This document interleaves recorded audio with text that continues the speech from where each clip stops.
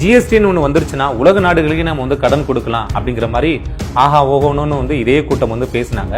ஆனால் இப்போ பார்த்தோம் அப்படின்னா ஜிஎஸ்டி அப்படிங்கிறது அந்தந்த குறிப்பிட்ட மாநிலத்திற்கே கடன் கொடுக்கக்கூடிய ஒரு சூழல் இல்லாத ஒரு நிலையத்தை அவர்கள் வந்து ஏற்படுத்தி இருக்கிறாங்க. ஆனால் இப்போதைக்கு பார்த்தோம்னா மாநிலங்கள் மூன்று வழிகளில் மட்டும்தான் அவருக்கு அந்த மாநிலத்துக்குரிய ஒரு வருமானத்தை சேர்க்கக்கூடிய ஒரு நிலையில் இருக்காங்க. ஒன்று பார்த்தோம்னா குஜராத்தை நீங்கள் வந்து இதில் வந்து உள்ள நீங்கள் கொண்டு வரக்கூடாது. ஏனென்றால் அங்கே இருக்கக்கூடிய எல்லாருமே தொழிலதிபர்கள் தான்.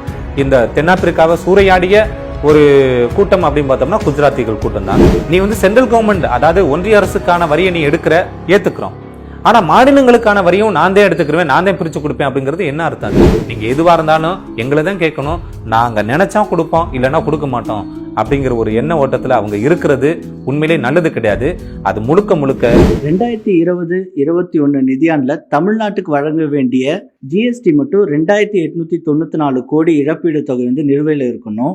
இதே நிதியாண்டுல 27 மாநிலங்களுக்கு வழங்க வேண்டிய நிலுவையில் இருக்கக்கூடிய தொகை வந்து 37,134 கோடி ரூபாய் வந்து இருக்குன்னு சொல்லி நாடாளுமன்றத்துல நிதி அமைச்சகம் தகவல் தெரிவிச்சிருக்கிறாங்க. இது நீங்க எப்படி பாக்குறீங்க? இல்ல, இது வந்து ஒரு மிகப்பெரிய ஒரு காமெடி அப்படின்னு தான் சொல்ல வேண்டியதா இருக்கு. ஏன் அப்படின்னா ஜிஎஸ்டின்னு ஒன்று வந்துருச்சுன்னா உலக நாடுகளுக்கு நம்ம வந்து கடன் கொடுக்கலாம் அப்படிங்கிற மாதிரி ஆஹா ஓகோன்னு வந்து இதே கூட்டம் வந்து பேசினாங்க. ஆனால் இப்போ பார்த்தோம் அப்படின்னா ஜிஎஸ்டி அப்படிங்கிறது அந்தந்த குறிப்பிட்ட மாநிலத்திற்கே கடன் கொடுக்கக்கூடிய ஒரு சூழல் இல்லாத ஒரு நிலையத்தை அவர்கள் வந்து ஏற்படுத்தி இருக்கிறாங்க. ஜிஎஸ்டி அப்படிங்கிறது என்ன? தொடக்கத்தில் எல்லா மாநிலங்களும் அந்தந்த மாநிலங்களுக்கு தேவையான வரி நிலையை ஏற்படுத்தி வருமானத்தை பெருக்கிக் கொள்ளலாம், அதன் மூலம் அந்த மாநிலத்தை ஆளலாம் அப்படிங்கிற மாதிரி ஒரு நிலை இருந்தது. ஆனால் இப்போதைக்கு பார்த்தோம்னா மாநிலங்கள் மூன்று வழிகளில் மட்டும்தான் அவருக்கு அந்த மாநிலத்துக்குரிய ஒரு வருமானத்தை சேர்க்கக்கூடிய ஒரு நிலையில் இருக்காங்க. ஒன்று பார்த்தோம்னா எரிபொருள், இன்னொன்று மதுபானம், மூன்றாவது பார்த்தோம் அப்படின்னா பத்திரப்பதிவு. இந்த 3 அடிப்படையில தான் அவர்களுக்கான வருமானம் வந்துகிட்டு இருக்கு. ஆனா இதற்கு முன்னாடி பல்வேறு வகைகள வருமானங்கள் வந்துகிட்டு இருந்தது. ஆனா இதையெல்லாம் அடிச்சு ஒழிச்சு மாநிலங்கள் எல்லாம் எங்கள்கிட்ட தான் கையேந்தணும் அப்படிங்கிற ஒரு நிலைக்கு தான் வந்து இப்போதைய அரசு, ஒன்றிய அரசு வந்து செய்துள்ளது. அதை பார்க்கும் பொழுது இது ஏன் அப்படின்னா இன்னொன்னே நம்ம வந்து இதுல வந்து ஒரு இடைச்சொருகளை நம்ம வந்து பார்க்கணும். இந்தியா முழுக்க மற்ற மாநிலங்களுக்கெல்லாம் ஒரு நிலை ஏற்படுத்தக்கூடிய, அதாவது பொருளாதாரத்தை தரக்கூடிய ஒரு மாநிலங்களாக ஒரு 4 மாநிலங்கள் தான் இருக்கு. தமிழ்நாடு, ஆந்திரா, கர்நாடகா, மகாராஷ்டிரா, கொஞ்சமா இப்போ குஜராத் வந்து உள்ள வருது. 5 மாநிலங்கள் அப்படின்னு நீங்க வச்சுக்கலாம். இந்த 5 மாநிலங்கள் தான் மற்ற மாநிலங்களுக்கு உண்மையிலே அவங்களுடைய பொருளாதார தேவைகளை இந்த 5 மாநிலங்கள் தான் சரி செய்து வருகிறது அப்படின்னு பார்க்கும் பொழுது மற்ற மாநிலங்கள்லாம் இப்ப என்னதான் பண்ணிட்டு இருக்கு? அவங்களுடைய நிலைப்பாடு என்ன? அந்த அரசு இவ்வளவு நாளா ஆண்டு கொண்டு இருந்திருக்கிறாங்களே, அவங்களுடைய செயல்பாடு என்ன அப்படின்னு பார்க்கும் பொழுது எல்லாம் ஒரு மிகப்பெரிய கேள்விக்குறியா தான் இருக்கு. ஏனென்றால் ஒவ்வொரு அரசும் அந்த நிதி சார்ந்து, கல்வி சார்ந்து, முறை சார்ந்து நடக்கும் பொழுதுதான் சரியாகும். அதுக்காக ஒரு அரசு தவறே பண்ணக்கூடாது, எதுவுமே பண்ணக்கூடாது, இப்படியெல்லாம் இருக்கணும் அப்படிங்கிற ஒரு நிலைப்பாடு இருந்தாலுமே அதே நேரத்தில் ஒரு சில தவறுகள் நடக்கும். அதையெல்லாம் மீறி எது சரி செய்யப்பட வேண்டுமோ அதை சரி செய்து பொருளாதாரம், கல்வி, மருத்துவம் இந்த 3ஐயும் நிலைப்பாட்டில் மேலே கொண்டு வரக்கூடிய ஒரு நிலையை எந்த அரசு எடுக்கிறதோ அதுதான் சிறப்பாக இருக்கும். அந்த ஒரு 3 நிலைப்பாட்டையும் இந்த 5 மாநிலங்கள் சரியாக எடுத்துள்ளது. குஜராத்தை நீங்க வந்து இதுல வந்து உள்ள நீங்க கொண்டு வரக்கூடாது. ஏனென்றால் அங்க இருக்கக்கூடிய எல்லாருமே தொழிலதிபர்கள் தான். இந்த தென்னாப்பிரிக்காவை சூறையாடிய ஒரு கூட்டம் அப்படின்னு பார்த்தோம்னா குஜராத்திகள் கூட்டம் தான். அதே நேரத்தில் இப்போதைக்கு நீங்க தென்னாப்பிரிக்காவில் ஒரு மிகப்பெரிய கலவரம் வந்தது. அதற்கு காரணமும் வட இந்தியர்கள் தான். இது வந்து நான் பிரிச்சு சொல்லி அவர்களை வந்து நம்மளர் வந்து வேற்றுமைப்படுத்தணும் அப்படிங்கிறதுக்கு மாதிரிலாம் கிடையாது. ஆனால் அதே நேரத்தில் வேற்றுமைப்படுத்துவதுதான் அவர்களுடைய எண்ணம். 1956 இந்த லிங்குவிஸ்டிக் ஸ்டேட்ஸ் அப்படின்னு உருவாகும் பொழுது அண்ணல் அம்பேத்கர் என்ன சொன்னார்?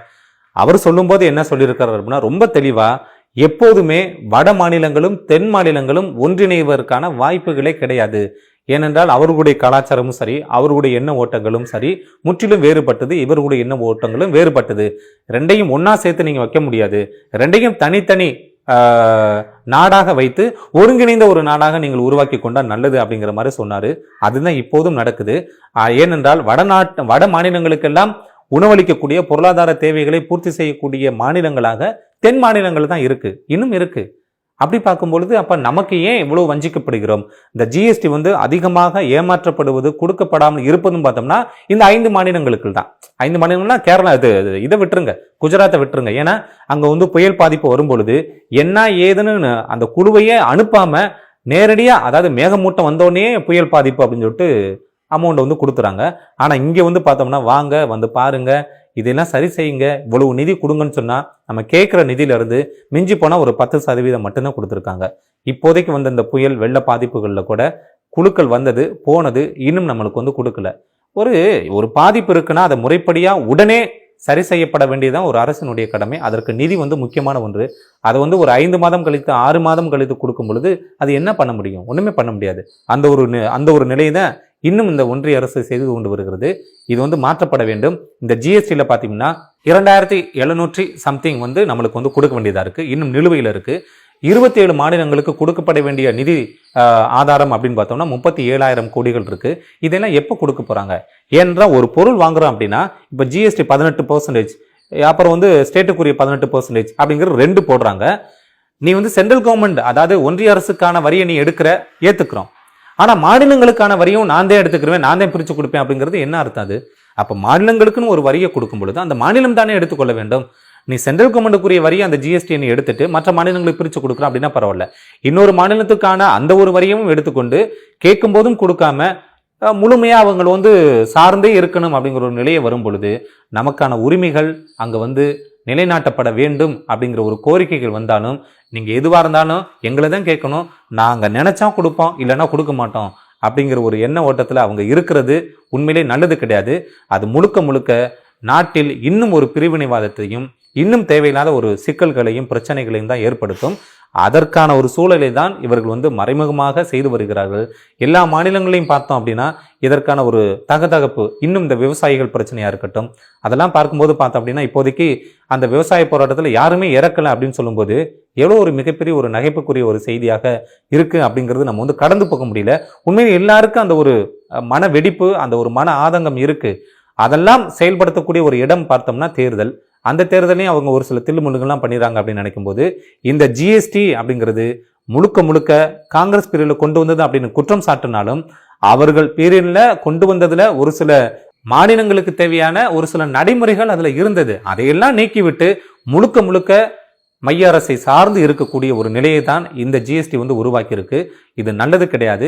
முழுக்க முழுக்க மாநிலங்கள் எல்லாம் அவர்களுடைய உரிமையின் அடிப்படையில் பொருளாதாரத்தின் அடிப்படையில் நிற்க வேண்டும். இப்ப என்னுடைய ஒரு குடும்பம் இருக்குன்னா நான் சம்பாதிக்கிறேன் அப்படின்னா என்னுடைய சம்பாத்தியம் போக நான் இன்னொருத்தருக்கு கொடுத்தேன்னா பரவாயில்ல. நான் மொத்தமா இன்னொருத்தருக்கு கொடுத்து அவர்களை சார்ந்து இருப்பது அப்படிங்கிறது எந்த அளவுக்கு வந்து ஒரு நடைமுறை சாத்தியமா இருக்காது. ஆனா அதுதான் இப்போதைக்கு நாட்டில் இருக்குன்னு நினைக்கும் போது மிகப்பெரிய மன வருத்தம் எல்லாத்தையுமே இருக்கு.